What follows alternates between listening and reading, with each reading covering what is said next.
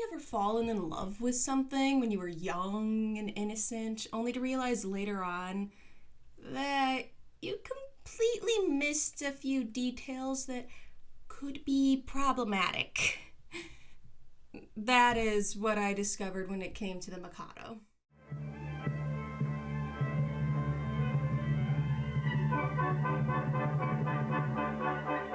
If you want to know who we are gentlemen of Japan. On many of us enjoy, on many a screen and fan. The Mikado, otherwise known as The Town of Titipu, is an English language comic opera in 2 acts, with music by Arthur Sullivan and libretto by W.S. Gilbert. William Gilbert was basically a comedian. He was a British playwright and humorist who was very highly respected at his time, and he collaborated with Sullivan a lot. The Mikado was actually the most popular of Gilbert and Sullivan's collaborations. The first performance of the Mikado that I ever saw was actually a recording from my dad's high school. They had put it on years ago, and it was filmed on this, I swear it must have been filmed on a potato. Camera quality back then wasn't as good as it is now. I remember that all of the actors were wearing really beautiful clothing, mostly kimonos. The comedy, it was amazing, and the singers were all so talented, especially for high school students. Honestly, I was shocked, and when I realized that this classified as an opera, I was really surprised. It doesn't feel all that different from the musicals that I grew up loving, despite having debuted in 1885, right in the middle of the Victorian era in England, which is the context in which this opera was written. The music and comedy in this opera makes it a pretty good introduction.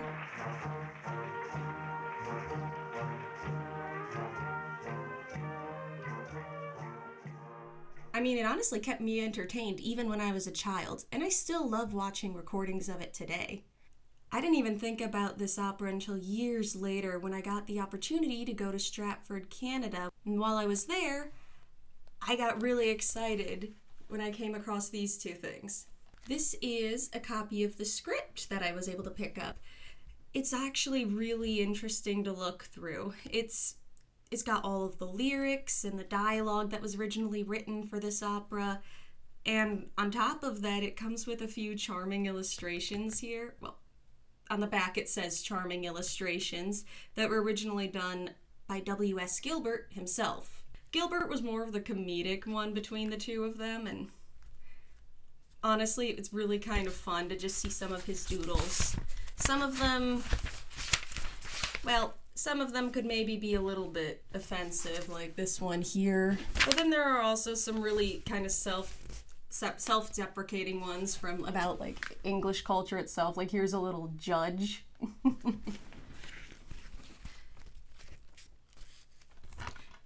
And this other item is a recording of the 1982 Stratford production of the Mikado.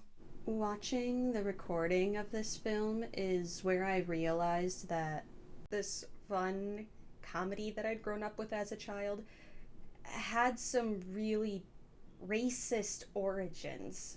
The problem was the makeup. Well, the first big problem was the makeup, because most of the cast was white. However, their faces were painted to mimic offensive stereotypes of Asian people. Nowadays, this practice is better known as yellowface. This is the Canadian film, television, and stage actor Richard McMillan. And this is him in the 1982 Stratford production of the Mikado. Now, I hope I don't have to explain to anyone why this is so bad. This is unacceptable. This is racist. This is wrong. This is a perfect example of something called Orientalism. Orientalism is the imitation or depiction of aspects of the Eastern world known as the Orient, by writers, designers, and artists from the Western world. Now, just to be clear, when referring to the Orient, this includes the Middle East, Asia, even North Africa. That is why, in order to properly address what Orientalism is, I'm going to be referring to several different countries and places because so many different people were hurt by this sort of attitude. Now, I just want to defer to the writings of the cultural critic Edward Said. I hope I'm pronouncing his name right. Please correct me if I'm wrong. Strictly speaking, Orientalism is a field of learned study. However, Said basically defines Orientalism as a corporate institution for dealing with the Orient. Dealing with it by making statements about it, authorizing views of it, describing it by teaching it, settling it, ruling over it, or even more simply, he describes Orientalism as a Western style for dominating, restructuring, and having authority over the Orient. It's the concept of just basically claiming power over the Orient. When I was learning about it in class, it was sometimes described as feminizing Asian countries and culture in the view of the West. Now, this is more based on the traditional view of being a man or being a woman, where it was seen as proper for the man to be more dominant, strong, more powerful, whereas the woman was supposed to be more soft, meek, submissive. And by kind of masculinizing the West and feminizing the East, feminizing Asian cultures served to reinforce a belief that European cultures should dominate the Orient, that it was right or even proper. Orientalism, at least in opera, started with composers taking inspiration from Far Eastern music. Since they were working with European instruments, it didn't sound exactly the same, but it served as a sort of shorthand for the audience. It sounded different enough to make it sound foreign to European listeners. Like when you're watching a film today, if you see this orangey yellow filter, it's probably taking place somewhere in Mexico, or if you're going into an Arab country, you'll usually hear, Call the Prayer or something and like that in a film.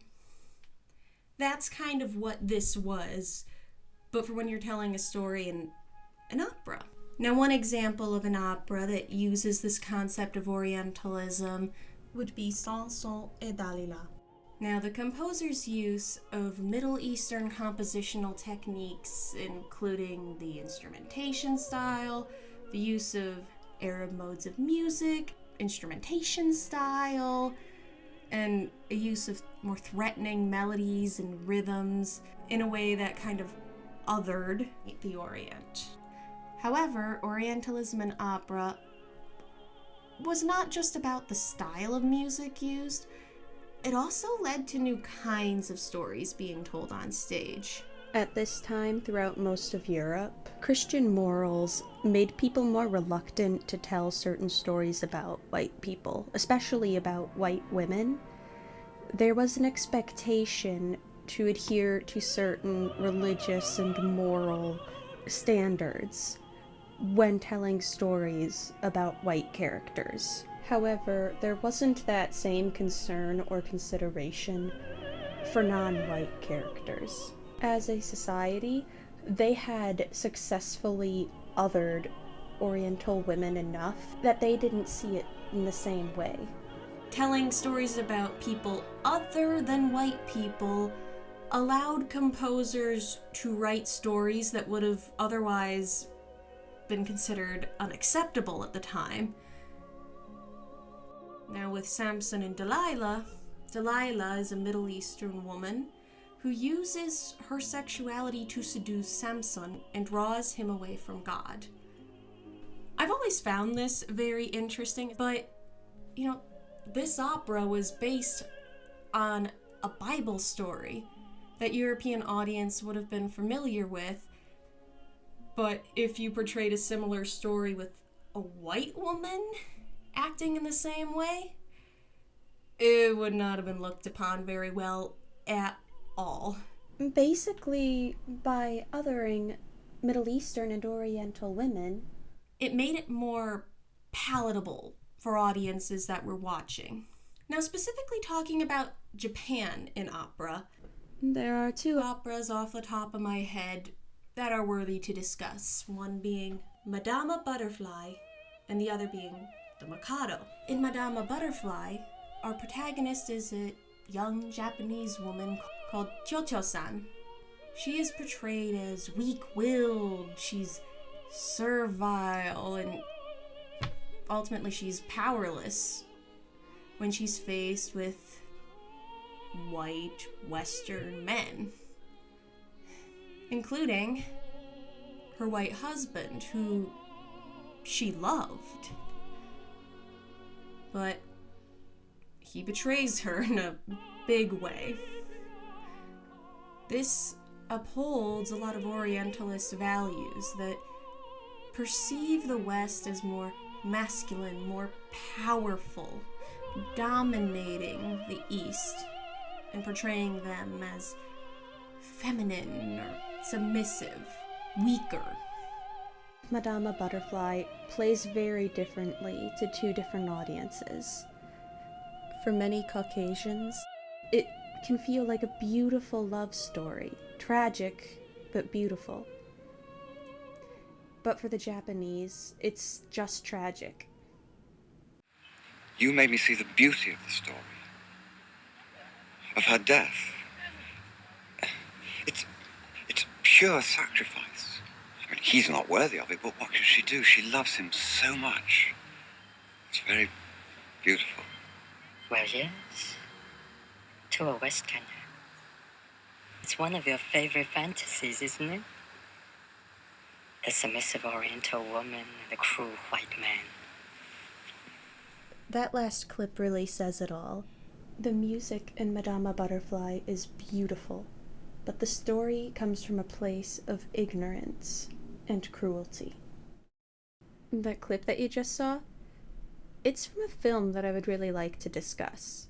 It's at least partially inspired by Madama Butterfly, but it's more largely inspired on a true story, actually, about a Chinese spy and opera singer, actually, a Chinese opera singer, seducing a French diplomat. He tricked this diplomat into thinking not only that the spy himself was a woman, but he tricked this man into thinking they had a baby together. Now, this movie actually does a really good job subverting a lot of the Orientalist narratives of the original Madama Butterfly. Convincing. Me as a Japanese woman? Did you know the Japanese used thousands of our people for medical experiments during the war? But I gather such an irony is lost on you. If you haven't seen this film, M. Butterfly, please check it out. It is honestly really good.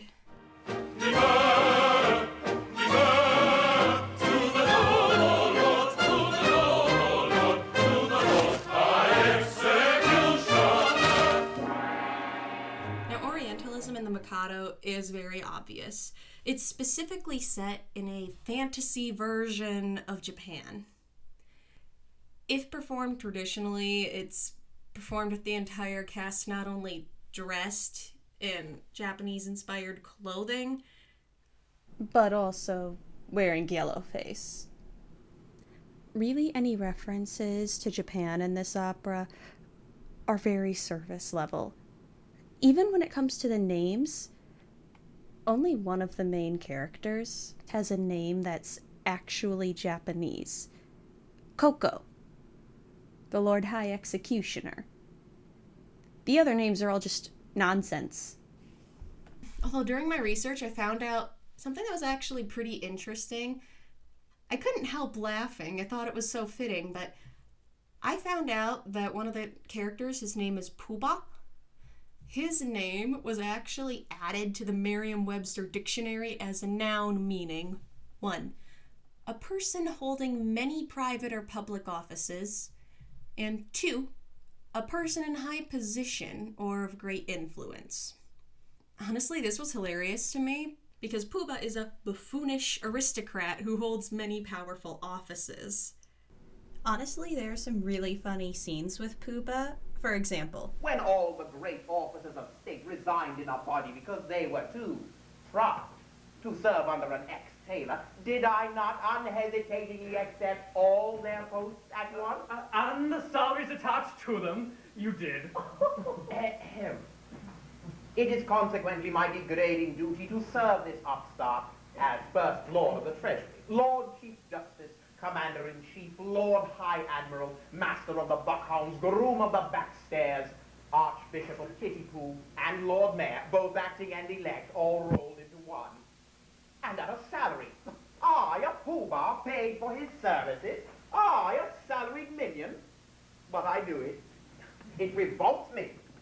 But I do it.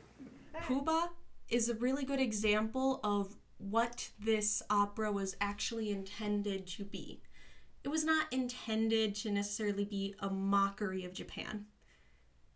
The Mikado was written by Gilbert and Sullivan to parody and criticize their own country, British institutions of the 19th century. so that he would be more freely able to satirize Victorian England's own politics and social order. He decided to set it in this fictional version of Japan. This distanced the story enough from the general audiences so that it wouldn't ruffle too many feathers. Even removing the more racist aspects, this opera stands very well on its own. It's honestly a hilarious operetta that has genuinely funny writing and is easily adaptable to any place or time. Gilbert really was a good comedian. He was able to write really well, and some of the jokes actually still stand up today. But even for the ones that don't stand up to this day, we still don't really find them funny anymore. This whole operetta is meant to be able to be changed and updated with the times. That's how a lot of operettas are. Their settings can be changed. Entire songs can be added or removed. Scenes can be added or removed. It's honestly really wonderful to see the variety that you can get when you decide to put on a performance of an operetta. It's fully acceptable to change lyrics or even the setting of an operetta. This makes the Mikado a perfect vessel to just make fun of and criticize modern politics and social issues. For example, in Coco, the Lord High Executioner song, I've Got a Little List, he talks about various kinds of people who could be executed and who would not be missed. And every single performer, singer who plays the role of Coco will change it up depending on the time that they're living in. So in the version of that my dad's high school put on, Coco poked fun at bad drivers, celebrities, and politicians. On the list, he's got them on the list, and they'll none of them be missed. They'll none of them be missed. There's the driver who must tailgate and the others of his race, the would-be Grand Prixist. I've got him on the list, and the drivers who do foolish things that threaten you with doom, they never would be missed. They never would be missed. There's the... In the 1982 Stratford production, Coco makes fun of himself, the orchestra conductor, Parliament, separatists, geriatric statesmen, and other Canadians who praise all other centuries and countries but their own. There's the sidewalk serenader with his open music case and the pseudo-soloist.